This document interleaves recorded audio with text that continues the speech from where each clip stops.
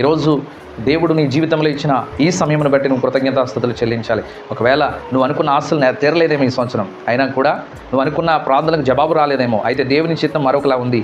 కాబట్టి దేవునికి ఎంతోమంది ఈరోజు కాలగర్భంలో కలిసిపోయిన వారు ఉన్నారు, ఎంతోమంది ప్రాణాలు పోగొట్టుకున్న వారు ఉన్నారు, ఎంతోమంది మరి ఈరోజు ఆత్మహత్యలు చేసుకున్న వారు ఉన్నారు. వారి యొక్క కష్టాలు తీరక, వారికి ఉన్న ఇబ్బందులు తీరక, వారికి ఉన్న ఆశలు తీరక ఎంతోమంది ప్రాణాలు పోగొట్టుకున్న వారు ఉన్నారు. అయితే వారిలో మనం లేము. ఈరోజు ప్రాణంతో ఉన్నామంటే అది కేవలం దేవుని కృప, అది కేవలం దేవుడు మన పట్ల చూపించిన కృప ఉన్నది. కాబట్టి అందుకే మరి కీర్తనకారుడు 103వ కీర్తనలో ఏం చెప్తున్నాడంటే, ఆయన చేసిన ఉపకారాలలో దేనిని మరవకము. ఆయన అనేకమైన ఉపకారాలు, ఉపకారం అనగానే ఈరోజు మనకి ఏదో ఉద్యోగం రావడమే ఉపకారం కాదు, మనకి వివాహం అవడమే ఉపకారం కాదు, మనకి సంతానం కలగడమే ఉపకారం కాదు, కానీ ఈరోజు నువ్వు ప్రాణంతో ఉండడం కూడా ఆయన చేసిన ఉపకారమే.